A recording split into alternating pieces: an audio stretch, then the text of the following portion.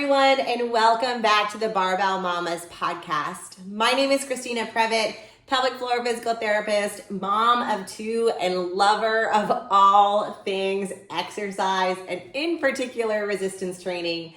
Things that we get asked a lot from our members, and something that the social media space really loves to hate on is heavy lifting during pregnancy. I am a researcher, and I am currently working on research studies that are evaluating heavy lifting during pregnancy. And myself and a group of collaborators have published the only known current study, current being the appropriate word, on heavy lifting over 85% of your 1 rep max during pregnancies and looking at health-related outcomes. So today I wanted to break down a lot of myths and misconceptions that we can get told when we are pregnant and wanting to continue strength training. And in order to really have the right ground to be starting this conversation, I thought we would do just a little preamble about what heavy lifting or strength training means. Firstly, when we're thinking about lifting during pregnancy, there are different ways for us to be lifting, and there are different sports that are important for us to consider. If you are lifting weights or participating in strength training, I would consider this a person who is going to a commercial gym or has a set of dumbbells or bands in their basement or in their garage at home and are exercising with the purpose of trying to get their muscles a little bit stronger. They're taking rest breaks in between. They may or may not be putting this into a circuit, but that's kind of the general idea. When we are participating in strength training for sport, we have four different, really strength-specific sports, and I want to break those down. When we are participating in powerlifting, that is the aim of getting stronger in 3 lifts: the squat, the bench press, and the deadlift. And in the sport of powerlifting, you are broken up by weight class, and then you get 3 attempts to lift the most amount possible in each of these movements. When we're talking about weightlifting, and a lot of people will get lifting weights and weightlifting confused or mixed up, but when we are talking about the sport of weightlifting, we are talking about the clean and jerk and the snatch. And these are 2 speed strength focused movements. You are, for the snatch, going from the ground to overhead in 1 movement. For the clean and jerk, you're going from the ground to shoulder, shoulder to overhead in 2 movements. Yes, strength focused, but these are the component of speed makes it so that it is slightly different. For the sport of weightlifting, similar to powerlifting, you are broken up by weight class and you are given 3 attempts to lift the most amount possible in these 2 movements. Then we have strongman, and I'm not an expert in strongman sport, but this is a strength focused sport that has a odd object component to it. So you are trying to lift the most amount of weight, but it can be Atlas stones. You can have a power strength portion where you're trying to lift a heavy object as high up in the air or over a certain target. You can be carrying a really heavy object as fast as you can over a certain amount of distance. It is a very cool sport, but another one that kind of comes under the strength sport umbrella and is becoming a lot more popular. And then finally, we have the sport of CrossFit, where we kind of mix all of those things together and then add conditioning that does this at an intensity. And in CrossFit, we are trying to get strong in all of these different movements. So clean and jerk, snatch, squat, bench, deadlift, overhead squat, strict press, all these things can come up. We can get strongman components where we're doing heavy carries and odd object movements. And then we can also put these loads into conditioning circuits where we are trying to move as fast as possible with a weight and doing that for time or for repetitions. And when we are talking about lifting during pregnancy, it really doesn't matter which one we're talking about, but it is important to recognize that each of these sports is going to put different demands on our body, and the pregnant person's body needs to be ready for those demands. And that's kind of where we make a lot of our recommendations from. And before we get started on some of these myths, I just want to put this kind of blanket statement. And I hate blanket statements in general, but this one I'll agree with, in that if you have an uncomplicated pregnancy and there are no contraindications, you are not being put on bed or pelvic rest, there is nothing going on from that perspective, it is safe to resistance train, strength train in whatever modality you love during pregnancy. We do not need to be fearful of strength training during pregnancy. There will be situations where individuals are put on pelvic rest, where it's no intercourse, no heavy lifting, but you can kind of go about your activities of daily living. Your doctor will tell you if you are on those precautions, and then we are going to take a step back from strength training. But if you are having an uncomplicated pregnancy, resistance training is safe. I'm going to be talking about a lot of these myths and misconceptions, where they came from, and I'm going to be making general statements. It is important that if you have any questions about your specific circumstance, that you reach out to your pelvic floor physical therapist or birth provider team, whomever that may be, to give you specific context to your situation. Okay. There are a couple of myths that we are going to talk about, and our research study that we looked at heavy resistance training, we really did try to navigate questions in our survey to try and bust these myths like once and for all. And so the first one that we're going to talk about is to not lift more than 20 pounds. There are many people who are told either 20 pounds or 30 pounds when you are pregnant to not lift more than X amount of weight. I need to give some context here, because it's really easy for us to just hate on our providers for giving these blanket statements. And I want to give you some clarity about where these statements are coming from, and then we can kind of debunk some of these myths. When it comes to a female's life, in terms of where the outcomes, potential bad outcomes, carry a very high price tag, is during pregnancy. And because of that, in general, most of our recommendations are extremely conservative unless we have research to tell us otherwise. And in the research space, it takes time, and we need to inch in slowly. And it has not been that long, really, that we have seen this huge explosion in strength-focused sports in order for us to have a big push to do research in these areas. And therefore, the don't lift more than 20 pounds came from the fact that for a very long time, and up to only the last couple of years, we did not have any resistance training studies in pregnant people that went over that 20 to 30 pound threshold. And so it wasn't that lifting more than 20 to 30 pounds was unsafe. We just had zero data above that threshold. So because we didn't know if there was any safety concerns over a certain amount of weight, we had data under this threshold, and that is how this really started, of don't lift more than 20 or 30 pounds. You can imagine that this really doesn't make sense for a variety of reasons. Number one, I have another kid at home, and that kid weighs 35 pounds. Are you telling me that I shouldn't lift my child my entire pregnancy?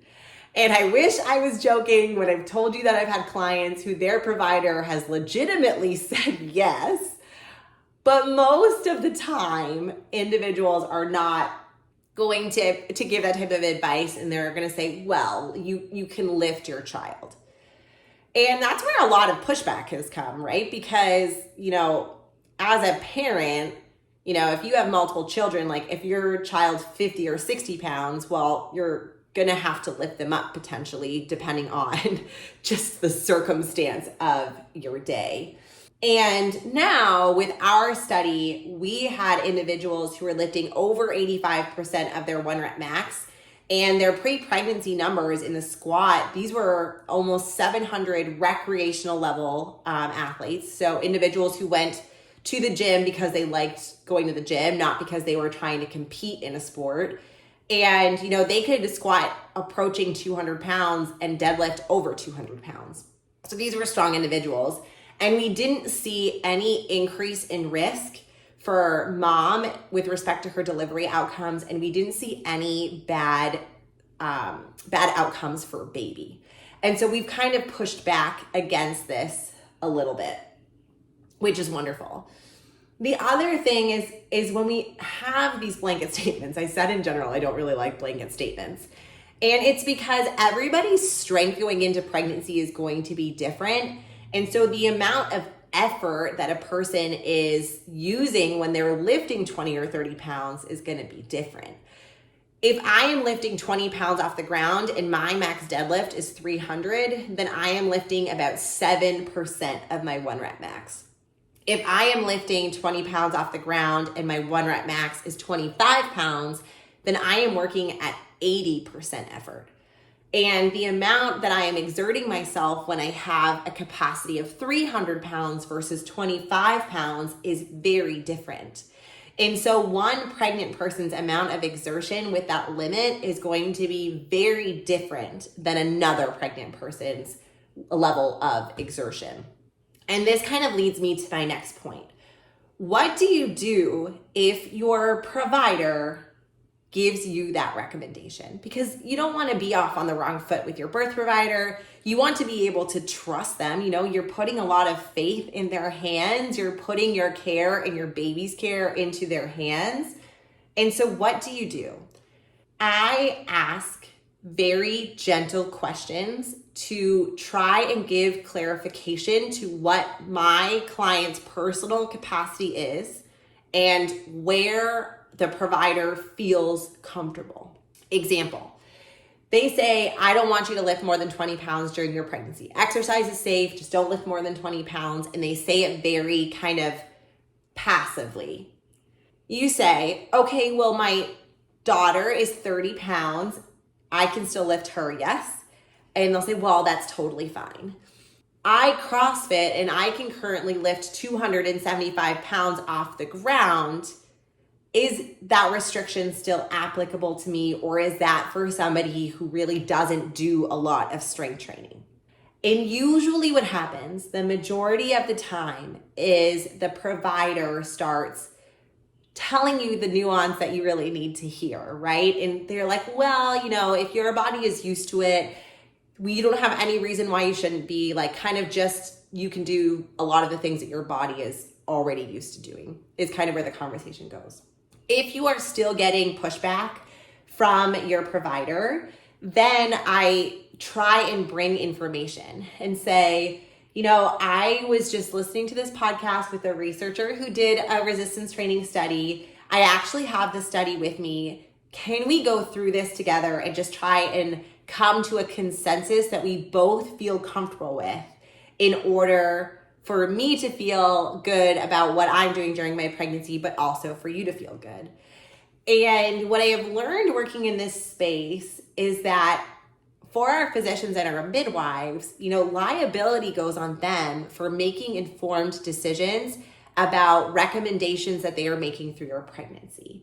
And when you come at these conversations collaboratively instead of combatively, oftentimes we have much better outcomes. And then honestly, if you are in a position where you do not feel like your provider is listening to you, you can definitely look for a second opinion if that's possible. Sometimes we are a little bit confined in our spheres to, wait lists and what midwifery groups are nearby, all those types of things. But you always have the right to trying to get a second opinion. So myth number 1 is don't lift more than 20 pounds. Myth number 2 is never lift on your back after about 20 weeks of pregnancy. And this recommendation comes because of the pressure that baby and growing uterus has on some of our blood vessels in our lower body. Let me explain. When we progress through pregnancy, at first our uterus and little babe is kind of nestled nice and cute in our pelvis. And then as baby grows, baby needs more room and the uterus and baby expands into our bellies. And so when that happens, the baby and uterus is going to be taking up more space between our rib cage and our pelvis, and our organs are going to be moved out of the way, and baby is going to gain weight. When we are on our back, baby has the potential to put pressure on a big blood vessel called our inferior vena cava. And what that can do is potentially bring down the amount of blood supply to the uterus and the placenta and just impact mom's blood flow in general. This is called supine hypotensive syndrome. This sounds really scary, but this happens in a very small percentage of individuals. And individuals who have supine hypotensive syndrome, if they're awake, will have symptoms that this is going on. I had a client who, as soon as she tried to do glute bridges on her back, instantly became dizzy, unwell, kind of felt a little bit nauseous. And those are the symptoms that you are looking out for that may show that based on your body and the way that your baby is sitting, that they are putting pressure on that blood vessel. Symptoms usually come up within 3 to 7 minutes of exercising on your back. And if that is you, then we're gonna prop your head up slightly in order for you to relieve pressure on that blood vessel. That is not going to be everyone. And we do not have any research to back up the recommendation that we need to avoid all exercise on our back. The real recommendation is that we need to avoid exercising on our back if we are symptomatic or feeling unwell with exercise on our back. And when it comes to even bench press, if we are a person in the sport of powerlifting, we're not actually really flat on our backs when we are deadlifting, because we are going to have a bit of that arch that likely will put pressure off of that artery. And because of that, I do not make a blanket statement that we have to avoid lifting on your back. I made the slight point about if you are awake, you will become symptomatic. This is where the recommendation of don't sleep on your back comes in. If you wake up on your back, it's like you kind of just suddenly jar awake. That is usually your body telling you that, oh, something's wrong, you're on your back, and it's time to turn on to your side. If there are moments where you wake up on your back, I tell my clients not to worry. You know, you do not need to worry about the health of your little one. Your body is going to wake you up. In general, though, it is best practice to try and sleep on your side. And that's just to try and optimize the chance that you don't go into supine hypotensive syndrome. And it's just kind of a safety consideration. So we don't need to worry about it. We just want to be kind of mindful of it. All right, that is myth number 2. So myth number 1, don't lift more than 20 pounds. Myth number 2 is don't lift on your back. The third one that we're going to talk about, and this one's going to be a little bit nuancy, is to never hold your breath when you're lifting during pregnancy. Background: when we are bracing during pregnancy, this is a technique known as Valsalva. So we are going to inhale nice and big, close our throat, so close our glottis, and then we are going to tighten our abs as much as possible when we are trying to pick up something heavy. What that does is it increases pressure in our belly, which causes all of the muscles around our core and around our spine to kick up and turn on just a little bit more. And it helps our spine stay really rigid, and it allows us to lift more weight. This is something that our bodies do in order to keep ourselves safe and reduce risk of injury when we are lifting heavy things.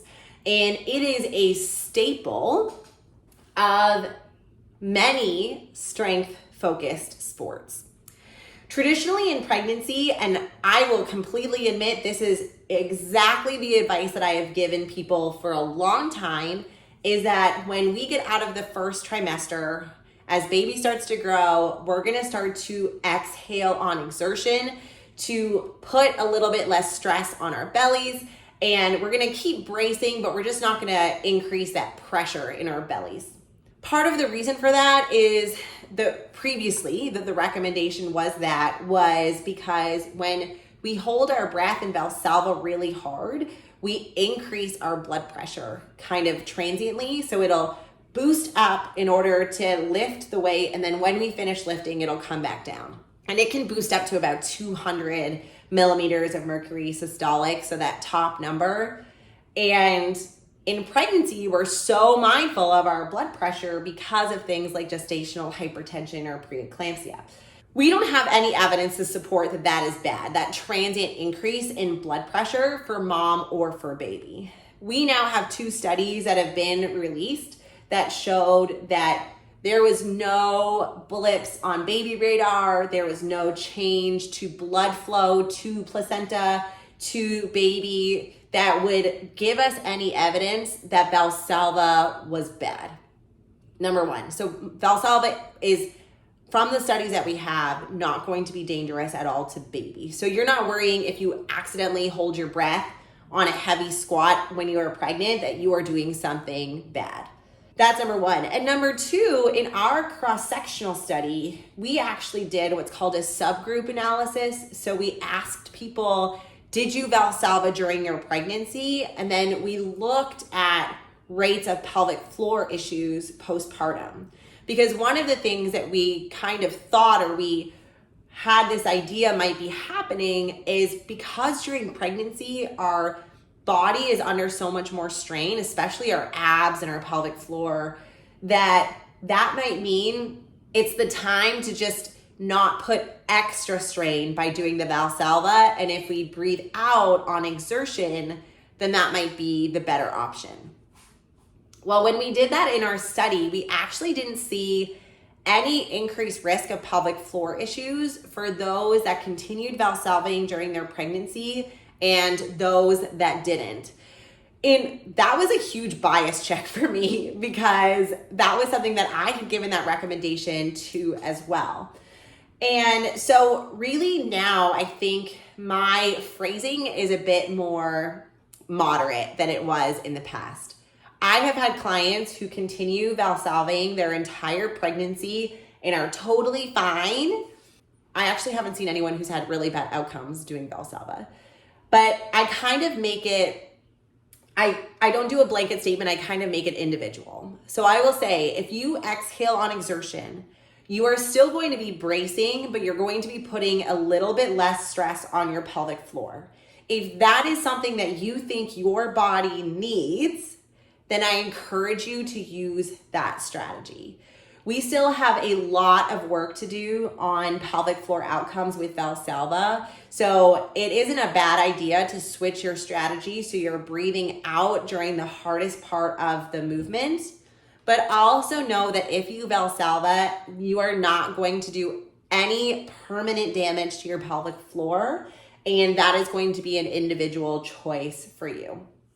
We still have, again, like I said, a lot of work to do on this around what this does for pregnancy, for delivery, et cetera. But right now, we don't have any research that is showing us that Valsalva during pregnancy is bad. And I have a lot of clients who choose to Valsalva, or, we know that individuals will at least temporarily go into Valsalva when we're over 80% of our 1 rep max.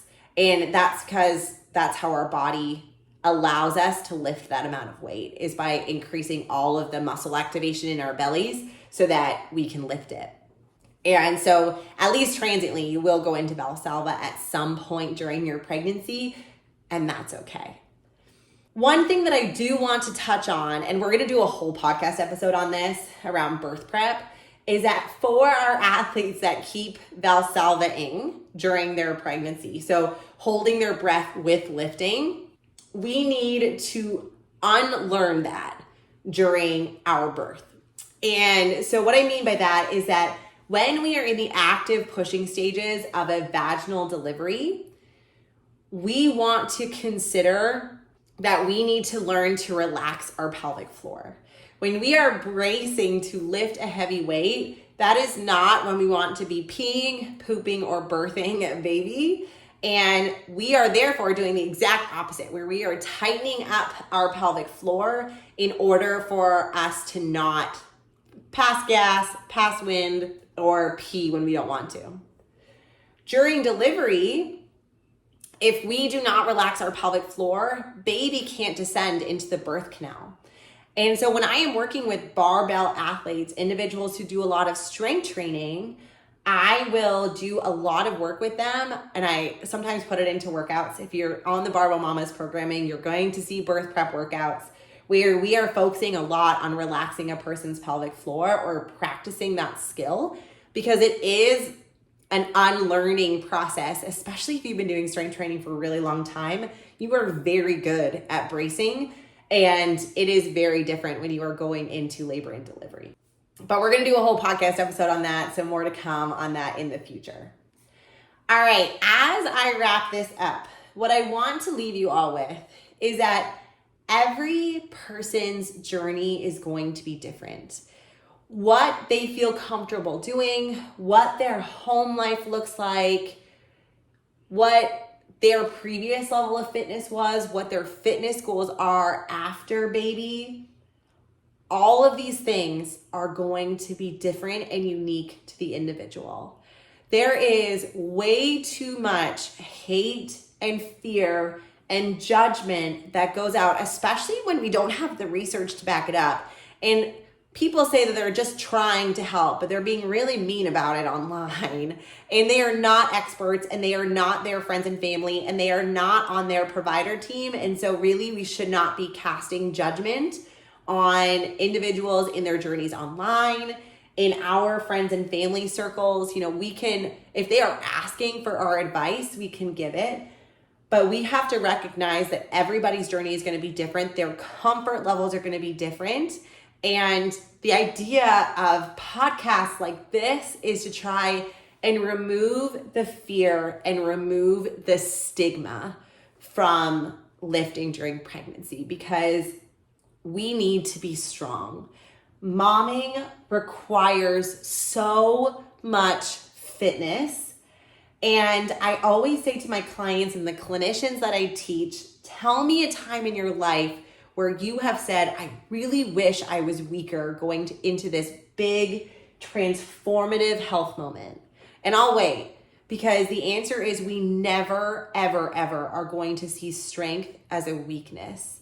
And we can unintentionally make moms, and moms in particular, moms to be, feel like they need to weaken themselves during pregnancy in order to quote unquote protect or do pregnancy safe exercises. And those do not exist. And so I hope this has dispelled a lot of myths. I hope that you found this helpful. If you like this type of content, please subscribe to the podcast or leave us a review. We would love to make this podcast everything that you want it to be. And I hope that you reach out to us on social media at the Barbell Mamas. We have our audio podcast and our video podcast, and we just can't wait to connect with all of you. And I hope that you share your stories with us. All right, have a wonderful week, everyone, and we'll talk to you later.